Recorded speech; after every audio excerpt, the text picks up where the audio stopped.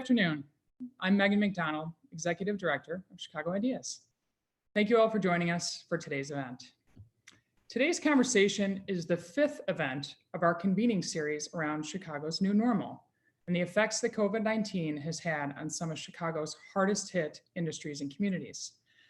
Our previous conversations have centered around the hospitality industry and what a true reopening really looks like for them. We've investigated how technology and healthcare has helped our city fight against this pandemic. We had a very open and honest conversation around the disproportionate effect of the pandemic on some of Chicago's most underserved communities, which was a collaborative conversation with the Chicago Community Trust. And we spoke with the leaders in the arts and culture industry about how their performers and artists will need to be supported moving forward into this unknown future. They have all been incredibly engaging and edifying conversations, and I would encourage all of you who have not yet seen them to please visit our website if you have an interest in watching any of these compelling conversations. Today, we will be hearing from yet another group of industry leaders who are working incredibly hard to manage through a very difficult time in the convention and tourism space. As someone who has both started my career at McCormick Place and been involved in the events industry in Chicago for the majority of my professional career, it has been truly heartbreaking to watch what so many of my former colleagues have been trying to navigate over the past 6 months. But if I know anything about this city of Chicago, it's that it's a resilient one, and we will bounce back bigger and better than ever. Before we get started, I'd like to make a note that our attendees are more than welcome to submit questions via Twitter by using the hashtag #ChicagoIdeas or by using the Ask a Question box below. Guiding our conversation today is the very talented and very fabulous Annabelle Laval, an Emmy Award-winning journalist and my favorite around town reporter for Chicago's top-rated WGN Morning News. Welcome to Anna.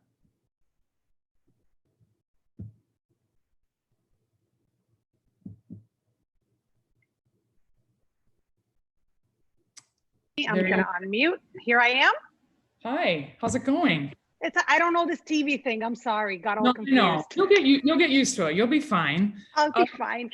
I was saying that it's such an honor to be here because I have kind of like a vested interest in this conversation, as we were saying before, because as soon as leaders like the ones we're speaking to today tell me that I can go back out to cover them, that means I don't have to work from home anymore and do TV with my 7-year-old climbing all over me, which is what I've been.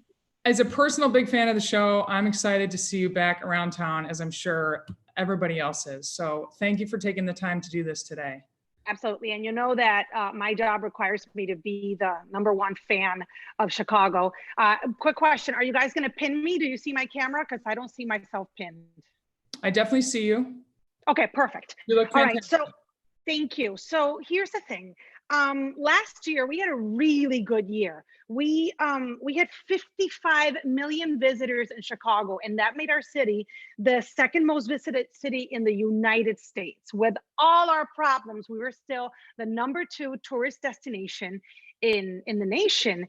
And my gosh, we were thriving and we were excited about that title, especially a weekend like this one. This is 4th of July weekend. Yes, in case you're trying to keep track.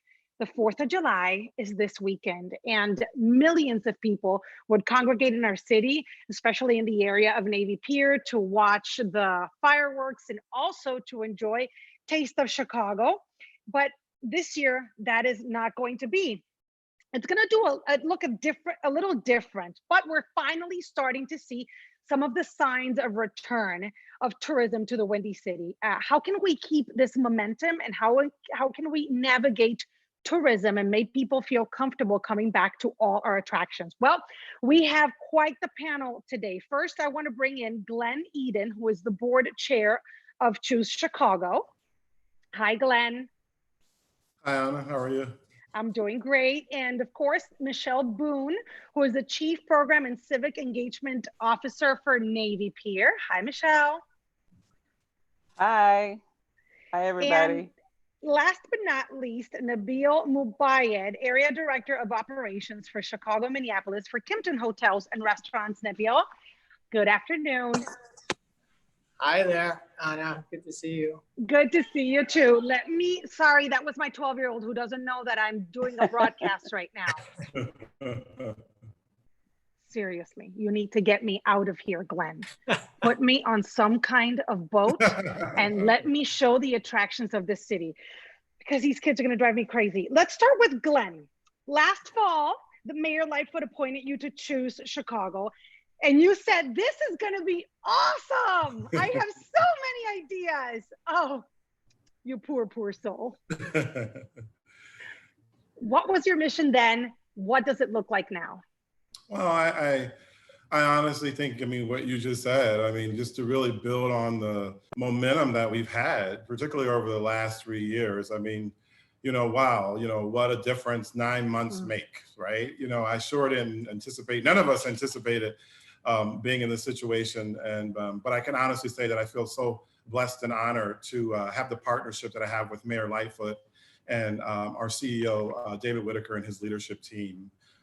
Just to give you some background for those of you who don't know the mission of Choose Chicago. Choose Chicago is the official destination marketing organization for the city. And our mission is to bring business and leisure travelers from all over the world to Chicago for the economic benefit of the city, our industry community, and our 1,600 members. So, it's important to remember that about 4 months ago, prior to the pandemic, just as you set up, Anna, we were experiencing great momentum and record growth in both leisure and business traveler markets, especially internationally. So last fall, we were recognized as Condé Nast Travelers' best place to visit in the US, best big city for the 3rd time in a row. So just like our competitive markets like Vegas and New York and Orlando, COVID-19 just brought our tourism and convention business to a chalkboard screeching halt. And, it really started to hit us hard on the convention side first. So on the convention side, we've seen 114 meeting cancellations, and this represents about 1.1 million in estimated attendance, a little over 1 million in estimated hotel room nights, and around 1.5 billion in estimated economic impact. So in a nutshell, this demonstrates how catastrophic the global pandemic has been to our tourism and hospitality industry here. So where are we now on phase 4? Well, phase 4, obviously we're starting to see a lot of things open up.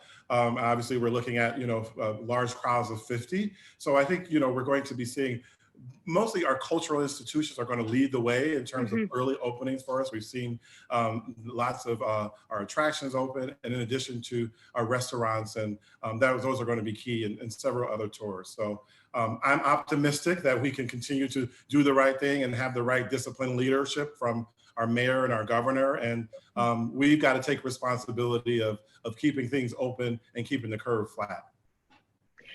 One of those institutions that has opened is our beloved Navy Pier. Michelle, you said that slowly but surely it's starting to look like people are coming back, and so far so good, but there are no fireworks this weekend, no official firework display. What's going on this weekend? How does the pier look now? Well, the pier looks great. It's not quite as densely populated as it would normally be in the summer, of course. But we're really thrilled to have been able to be a part of one of the early openings for cultural institutions in our city. So we've been open for about 3 weeks now. And this weekend for the 4th of July, while there won't be any fireworks, there'll still be lots of ways for families to enjoy the holiday weekend. We'll have live music, believe it or not, Friday, Saturday, and Sunday at the pier. Our restaurant partners will be open for business, indoors and outdoors. So there's lots of opportunities for great food to enjoy. Our boat operators are back on the waters, and you can have a lovely, relaxing cruise on Lake Michigan or the Chicago River. So there are lots of ways to still enjoy the holiday without the big bang at the end. Since Michelle, we're talking with industry people for the most part, What have you seen in the patrons? Are they abiding by the mask policy? I know that you have ambassadors that are telling them, please put your mask on correctly. The mask has to be on inside and outside. I'm understanding that we have to train now our associates to be a lot more patient with patrons and have a different message than we had before, and let the patrons trust them too. Tell me what you're seeing. What kind of visitors are you having? Yeah, well, I think Chicago is fortunate in having the leadership of Mayor Lightfoot and also Governor Pritzker, who have been so diligent about keeping us aware about how to enjoy our city safely. And so we really wanted to ensure, as one of the early institutions to open, that we could be a part of setting a gold standard for demonstrating to other cultural institutions how to welcome your guests back safely. So we have a requirement that all guests on the pier, whether indoors or outdoors, wear the face mask. And we've employed a number of people as what we call our social distance ambassadors. These are members of our guest services and guest experience team that walk along the pier to remind guests to please pull up their face masks if they're below their chins, or to wear their face mask. And I have to say, it's been very encouraging that for the most part, people are complying. I think people want to stay safe. People want to stay healthy. People recognize that wearing the face mask actually works and helps protect you from COVID-19. So we're seeing that our guests are more than willing to wear a face mask and have been doing so. We're also utilizing technology that we can tap into to control social distancing.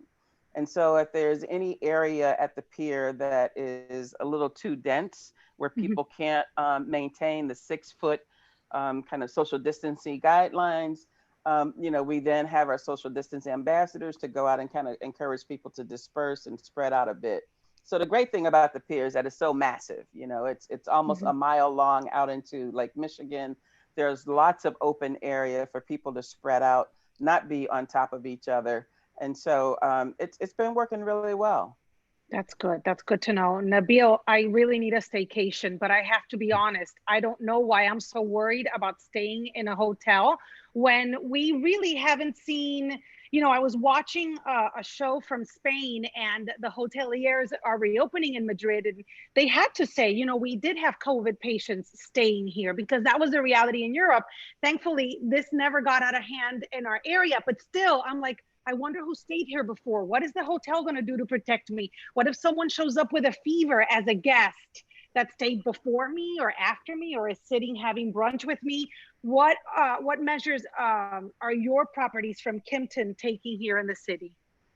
Yeah, thank you. That's a great question. And I think it's something that we all need to really consider seriously when we book a travel or think about, getting on a flight or staying at a hotel. And one of the main things that we really work hard on is instilling confidence in our guests, that we are following the CDC guidelines. We're really following our brand standards, and not only just cleaning, but disinfecting. That's one of the big differences I think that we need to make clear, is that we're not only just cleaning rooms, but we're in disinfecting rooms, and especially disinfecting a lot of high touch areas in the public. Think about elevator buttons, think about things such as, door handles and,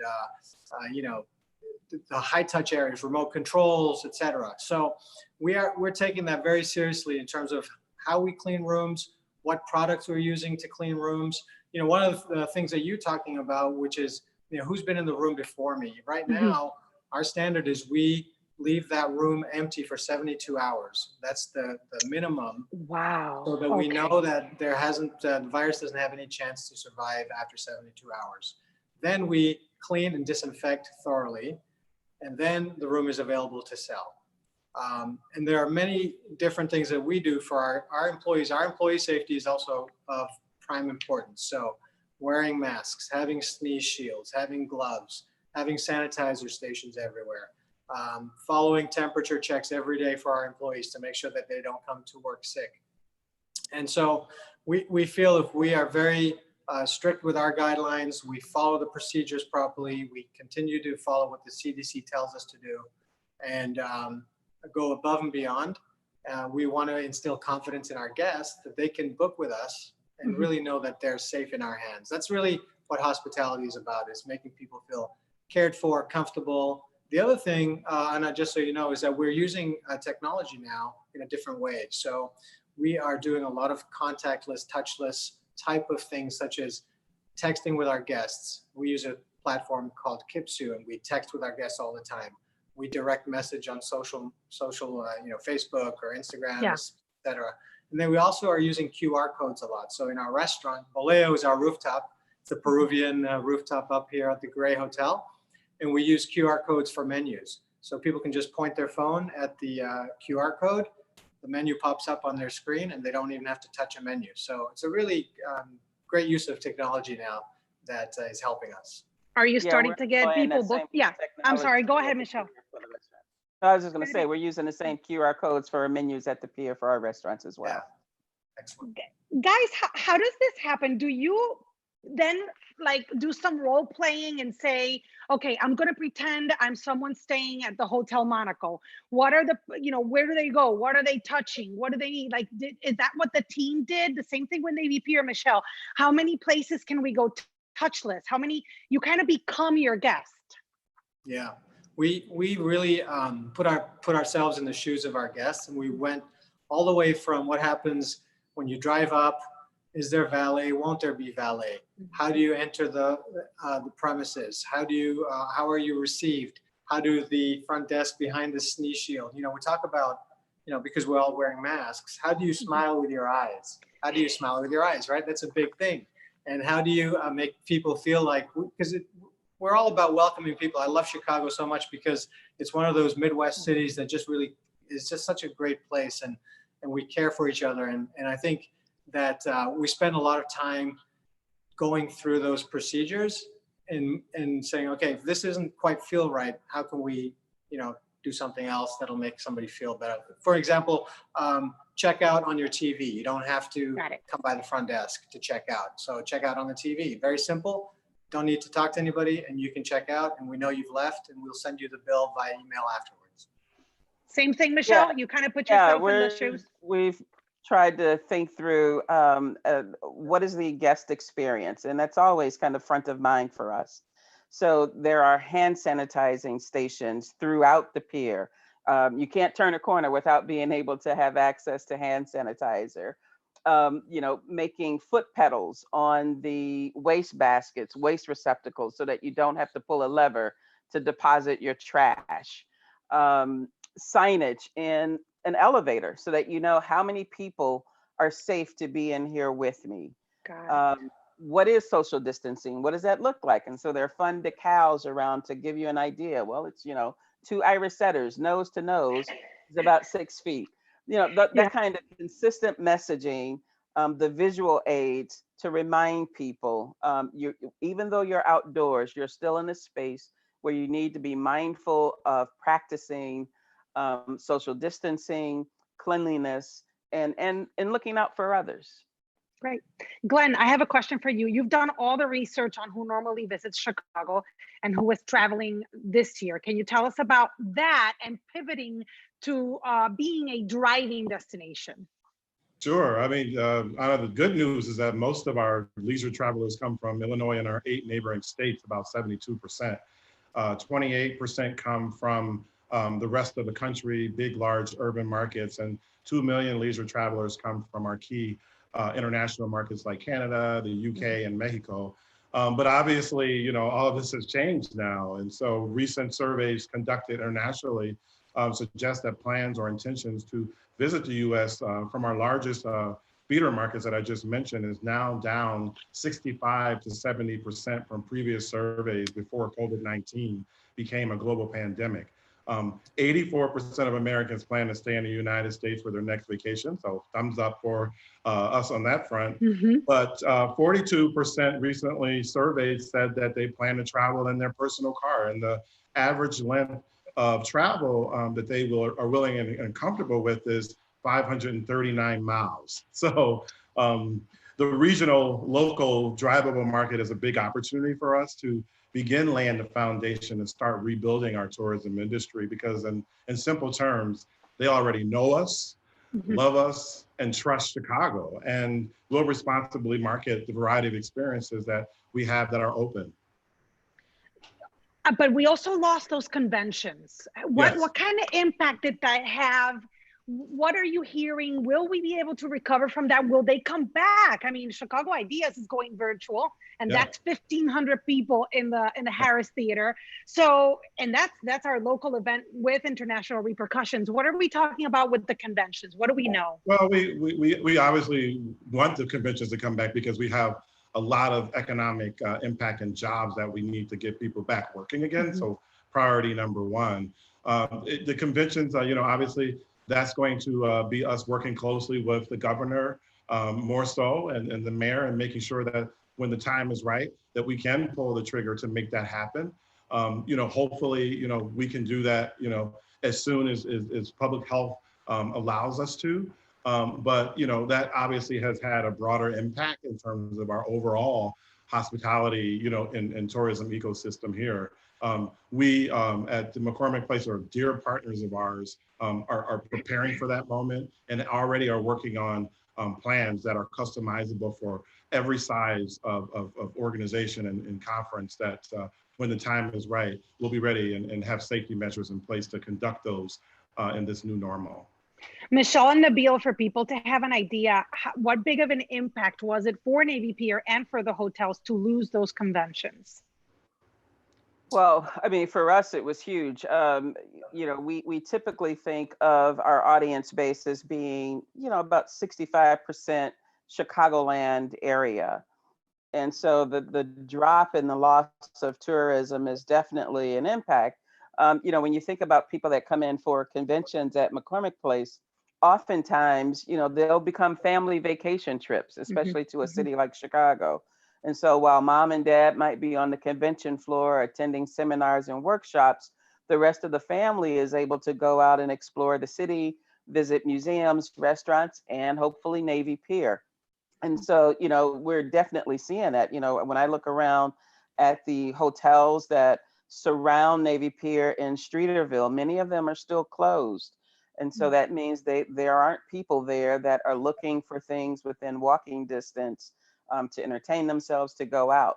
But the good news is, about 5 years or so ago with the Centennial Vision Plan for the Pier, it was a deliberate effort to reconnect back with the city and to make Navy Pier relevant again to Chicagoans. And so I think the groundwork that's been laid with introducing new free cultural programming, arts installations, upgrading the pier with the landscape, adding parks, outdoor stages, it's really made it and helped to reintroduce Navy Pier to Chicagoans in a way that, we don't have to have that lead time when we need to remind Chicagoans that there is a space for them right now to enjoy. Right. What about you, Nabil? Was it like a switch was turned off and then you saw your books empty for all of a sudden? Yeah, pretty much. I mean, if you're looking at right around middle of March is when it all started. And we essentially went from being, typically 80-90% full to almost no guests at all. There were some nights when luckily 3 out of 4 of our hotels in Chicago, we stayed open because we truly believe in the resiliency of this city and the confidence we wanted to give not only ourselves, but our employees that we would be back sooner and stronger. But, and we reopened our last hotel, the Hotel Allegro, this week.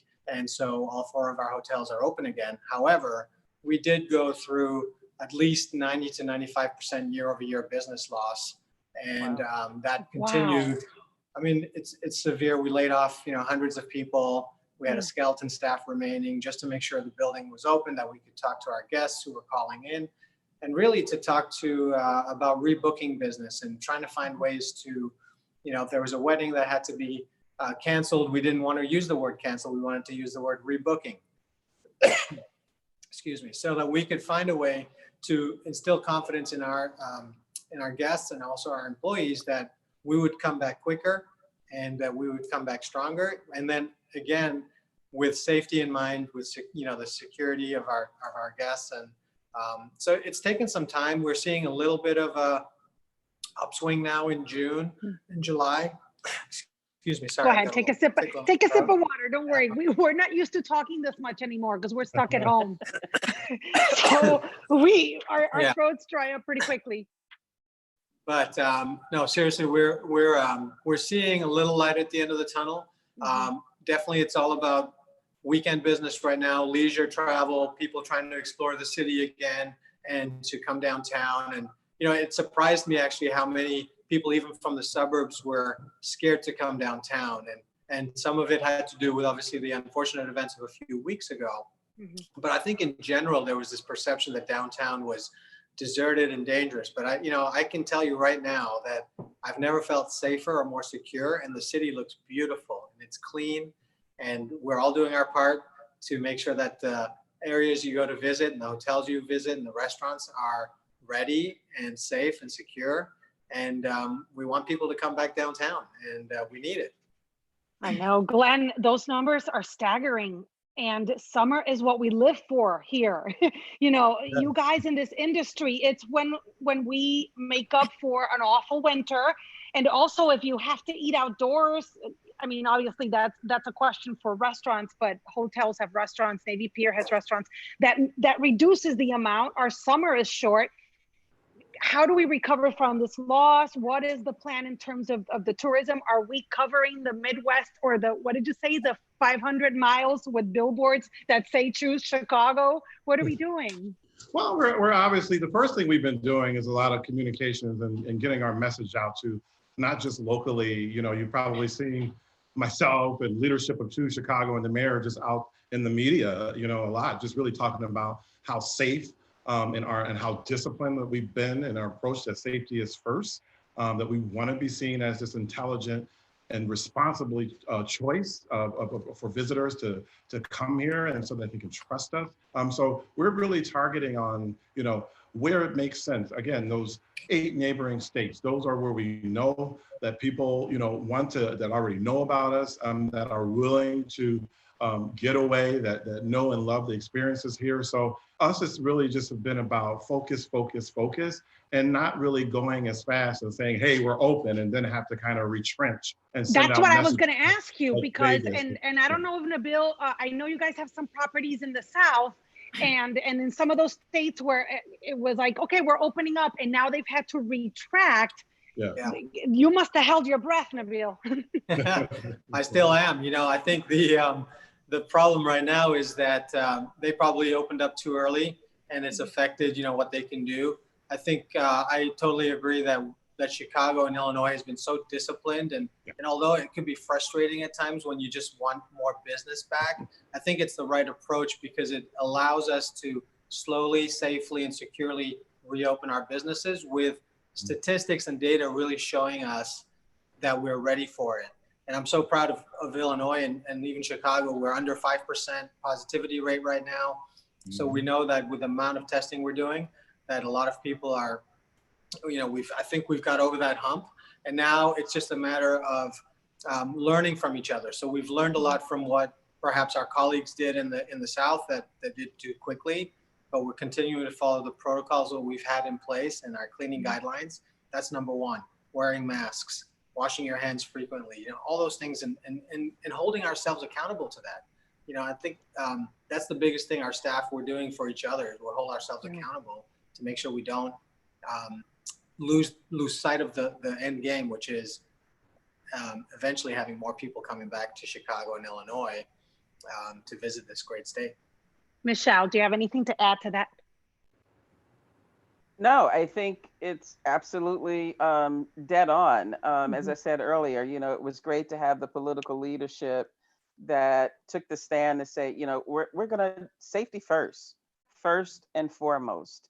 And so I think all of us, whether we're cultural institutions or restaurants or hotels or just small businesses, as much as we all wanted to have the doors open for business, we want to ensure that, when we do it, that we don't have to pull back once again. I think a second blow will be really devastating.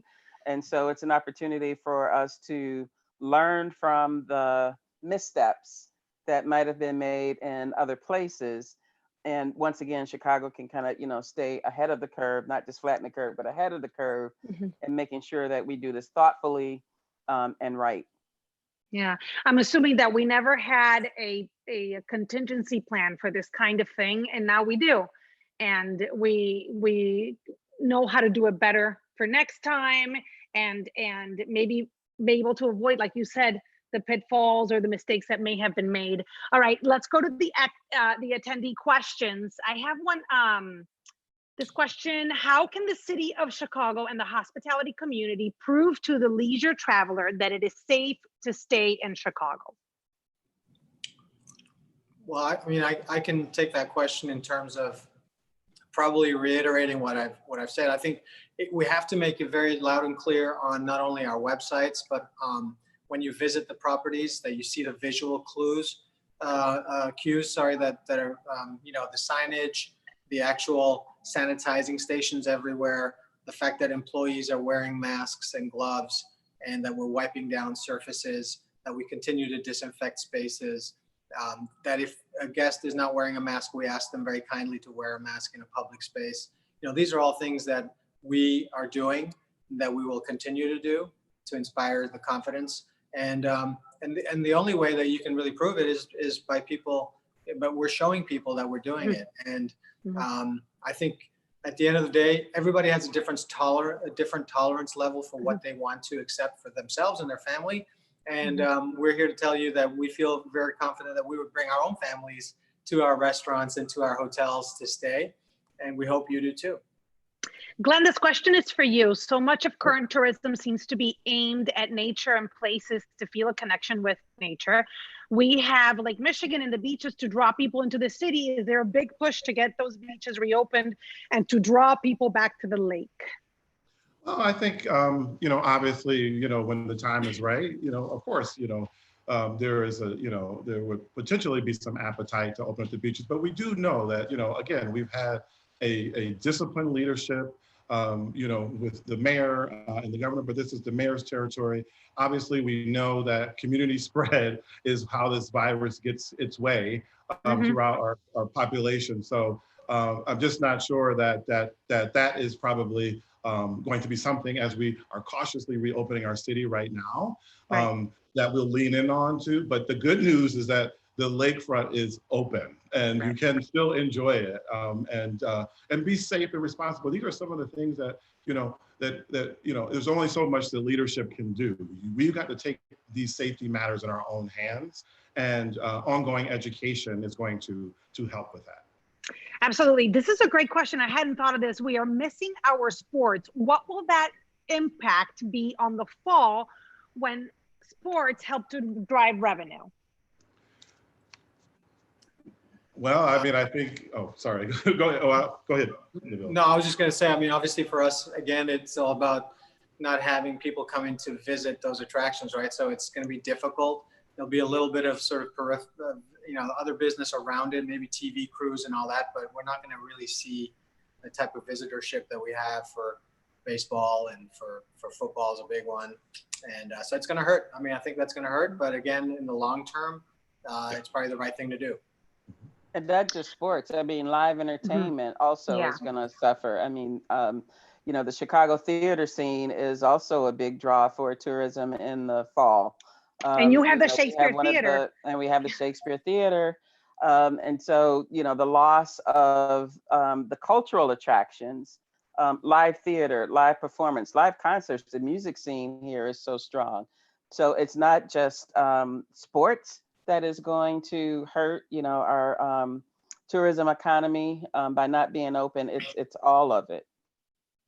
And before I let you go, Michelle, since I have you right there, what is 4th of July going to look like then this weekend at Navy Pier? You do have some events.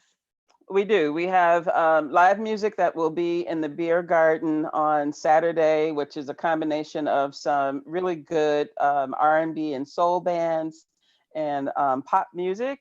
And then we're introducing a new program, believe it or not, this Saturday called Wave Wall Dance, which will feature a Chicago dance company. The dance community has really been hit hard by COVID. I mean, imagine trying to even rehearse how do dancers interact with each other when you have to be 6 feet apart?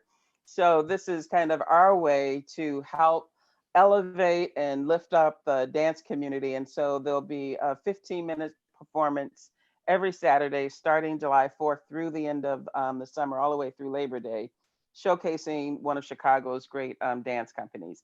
And then we have a really popular live DJ program called Wave Wall Wax, where some of the top house music DJs in Chicago do a set for a couple hours at the base of the Wave Wall staircase. So there'll be lots going on. Our restaurants, as I said, will be up and going. I'm sure Harry Carey's will be happy to welcome you there, Tiny Tavern, and then even some of the small businesses like Brown Sugar Bakery.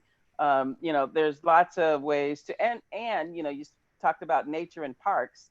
It's beautiful out there. Like, Yeah. you were just coming for just to see the lake and to reflect back on the beautiful skyline of the city. So there's, you know, lake, sky, city, food, music. What else do you need? Exactly. And Michelle, how's the hotel coming along? Did it get pushed back, the opening of the Sable Hotel? Pushed back just a bit. We anticipate that the hotel will open this fall. Perfect. And then Glenn, I wanted to ask you about the Tourism and Hospitality Forward Initiative. Yeah, well, I mean, the purpose in both the name and approach to Tourism and Hospitality Forward is to align all the players within our industry to help accelerate the economic recovery as we move forward. And also, you know, from the reopening standpoint, you know, part of this is about working together and at the same time, with the same protocols, even though our attractions or our venues may be different, but if we can work together and make these commitments. So it is a pledge. It's a 4-part pledge for socially responsible planning. We really want to be known for socially responsible tourism moving forward. This is not something that, to your point earlier, Anna, we're doing legacy work here. This is to protect us for the future, to ensure the safety of our guests and our employees. And so, and the second part of that is dedicated and strategic engagement and helping us really develop those phase plans for reopening, starting with that local, then regional approach. We've been thinking about this since March. On how we move forward as we begin to reopen. And this is another one that's really important of the pledge is, you know, it's more than just promoting downtown. You know, we want to promote authentically and actually the inclusive excellence of our city so that we can leverage all of our city's dynamic neighborhoods and assets, since we know that attractions and our restaurants, quite honestly, are going to be critical to market in this earlier phase of reopening. And since our large festivals and things that people love are canceled. And then lastly, that last pledge is that we will all pledge to work together in unparalleled advocacy and not in competition, you know, so that we all can mutually benefit from this environment that we're in. And so far, over 250 businesses have joined us to reopen safely and promote tourism responsibly in Chicago. We have an ongoing engagement series where we're sharing best practices, not only locally, but we've pulled in experts. About every 3 weeks, we have these webinars that are called the Road to Reopening, and we're focusing on how technology and how operationally you can really move forward throughout this pandemic. Fantastic. Thank you to the three of you, Megan, Glenn, Michelle, and Nabil, for joining us today. I'm going to toss it back to Megan. What a great conversation. I hope to see you in person, albeit masked soon, right? We'll welcome you with open arms. Thank you. Thank you, Anna, Glenn, Michelle, and Nabil. Thank you so much for sharing all these great insights on what it has meant and will mean to get tourism back to Chicago. And we wish all of you the best of luck in the coming weeks and months. Yeah. All right, Anna, the suspense is killing us here. When can we see you back on Around Town every morning? Outside in the real world? Anywhere we want to see your face on WGN Morning News. When is that going to happen? Monday, July 6th, we go back on the streets that we love in Chicago. And I pledge to you that I will show you everything the city has to offer with safety in mind, right? Because we all love the city and we want it healthy and we want it to move forward in the best possible way. So, you know, I've always been an advocate for this city with all its flaws and all our concerns and worries, but we still defend it. I always say Chicago, when you're a Chicagoan, it's like we can badmouth the city, but you can't. It's like it's like a family member. Yeah, I can talk true. bad about my brother, but you better not say anything about my brother. Same thing with the city. And my job is to show you all the positive that is going on here so that we can get back on our feet. Well, you do it the best, and the WGN Morning News team is the best, and we love you guys and can't wait for you to get back around town on Monday. Thank you, Megan. Thank you, everybody from Chicago Ideas. I hope to see you in October too. Great. Thanks, Anna. Bye. As many of you may have heard Anna talk about, and some of you may have seen our email come out last week, this year's Chicago Ideas Week is going virtual. We are incredibly energized about what and who we have planned for the week, and we look forward to sharing the news with all of you in just a few short months. Please do plan to join us for our very first virtual Chicago Ideas Week, October 26th through October 30th, which also celebrates our 10th anniversary. You can find out more by visiting our website at chicagoideas.com/the-week. We also have some great events that will continue to happen between now and our Chicago Ideas Week in October. So be sure to keep your eyes out for upcoming announcements or subscribe to our newsletter and make it official. Thanks so much for joining us today. Have a great evening and a wonderful holiday weekend.